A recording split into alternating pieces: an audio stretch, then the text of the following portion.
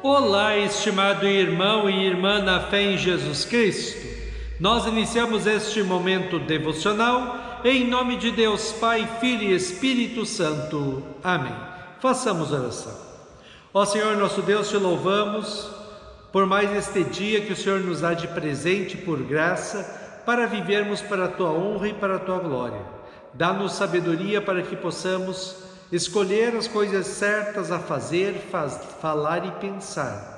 Que nós possamos, em tudo o que fizermos, falarmos e pensarmos, glorificar o Teu santo nome. Abençoa agora o meditar da Tua santa palavra. Aumenta-nos a fé, a esperança e o amor. Isso te pedimos e agradecemos em nome de Jesus Cristo, Teu Filho, nosso Senhor e Salvador. Amém. Que a graça, a paz e o amor daquele que veio, daquele que vem e daquele que virá em glória, Jesus Cristo, nosso Senhor e Salvador, permaneça hoje e para sempre com todos vocês. Amém. Queremos meditar nas palavras de Atos dos Apóstolos, capítulo 18, versículos 5 e 6, que diz assim: Depois que Silas e Timóteo chegaram da província da Macedônia, Paulo começou a dar todo o seu tempo para anunciar a mensagem. Ele afirmava aos judeus que Jesus é o Messias, mas alguns deles ficaram contra Paulo e o xingaram. Então, em sinal de protesto, ele sacudiu o pó das suas roupas e disse: Se vocês se perderem, os culpados serão vocês mesmos. A responsabilidade não será minha. De agora em diante, vou anunciar a mensagem aos não-judeus. Que Deus abençoe as palavras em nossos corações. Amém.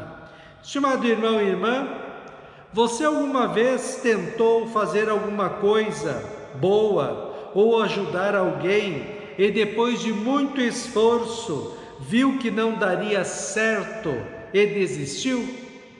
O apóstolo Paulo tentou muitas vezes mostrar para os judeus da sua época que Jesus Cristo é o Messias prometido no Antigo Testamento, o Filho de Deus que veio ao mundo para salvar os seres humanos, começando pelo povo escolhido por Deus no Antigo Testamento, os judeus. Em Antioquia, um grupo de judeus perseguiu Paulo e eles foram expulsos de lá. Em Icônio, eles tiveram de fugir porque queriam apedrejá-los. Em Listra, eles foram apedrejados e Paulo quase morreu. Em Filipos, eles curaram uma moça escrava que era dominada e explorada pelos seus donos e foram surrados com varas e jogados à prisão. Em Bereia, os judeus os perseguiram novamente. Em Atenas, Paulo foi desprezado e zombaram dele. Agora em Corinto, novamente os judeus se opuseram à palavra de Deus e blasfemaram contra Paulo. Paulo então desanimou e desistiu de enfatizar a salvação para os judeus em primeiro lugar e disse assim: Se vocês se perderem, os culpados serão vocês mesmos. A responsabilidade não será minha. De agora em diante vou anunciar a mensagem aos não-judeus. Em se tratando de ajudar outras pessoas em qualquer área da vida, existe um limite para a nossa atuação e auxílio. O ditado diz que você tem de ensinar os outros a pescar e não dar o peixe para eles. Este é o problema de muitos pais que querem dar de tudo para os seus filhos não sofrerem e acabam dando demais e impedem que os seus filhos adquiram a maturidade para enfrentar a vida. Espiritualmente também nós podemos e devemos falar de Jesus, falar que existe uma vida eterna no céu ou no inferno, que somente Jesus Cristo é o caminho, a verdade e a vida. Não existe salvação senão pela fé nele como Senhor e Salvador. Podemos mostrar como a fé em Cristo nos dá paz, segurança, alegria, esperança, felicidade, já agora, nesta vida. Como é bom poder saber que nossas vidas estão nas mãos de Deus, que Ele está conduzindo cada um de nós rumo ao alvo, à vida eterna nos céus. Mas não podemos obrigar ninguém a crer. O que sabemos da palavra de Deus é que a fé vem pela pregação da palavra de Deus. Podemos e devemos afirmar com convicção de que a fé é uma força grandiosa dentro de nós, que nos dá forças para enfrentarmos todos os problemas, aflições e desafios da vida. Podemos até cair e nos machucarmos, mas a fé nos faz levantar e continuarmos nossa caminhada, porque a fé diz que um dia estaremos com Cristo no céu, o que é incomparavelmente melhor. 1 João 5, 1-4 diz assim: todos aqueles que creem que Jesus é o Messias são filhos de Deus, e quem ama um pai ama também os filhos desse pai. Nós sabemos que amamos os filhos de Deus quando amamos a Deus e obedecemos aos seus mandamentos, pois amar a Deus é obedecer os seus mandamentos, e os seus mandamentos não são difíceis de obedecer, porque todo filho de Deus pode vencer o mundo. Assim, com a nossa fé, conseguimos a vitória sobre o mundo. Quem pode vencer o mundo?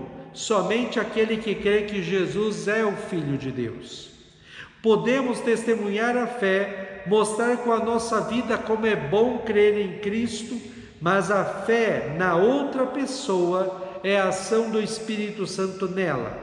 É uma transformação na vida efetuada única e exclusivamente pelo Espírito Santo de Deus, como disse Jesus em João 14, 25-27.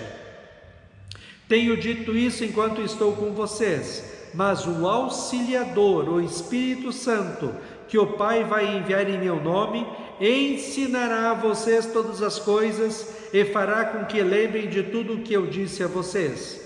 Deixo com vocês a paz, a minha paz que eu lhes dou. Não lhes dou a paz como o mundo a dá. Não fiquem aflitos, nem tenham medo.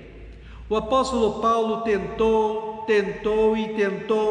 mostrar para os judeus que Jesus Cristo é o Salvador. Lógico que muitos creram e foram salvos, mas havia um grupo radicalmente contra Jesus e por isso Paulo resolve não enfatizar mais a salvação somente para os judeus, mas ir pelo mundo todo, falando de Cristo para todas as pessoas, como ele mesmo disse em 1 Coríntios 9, 19-22.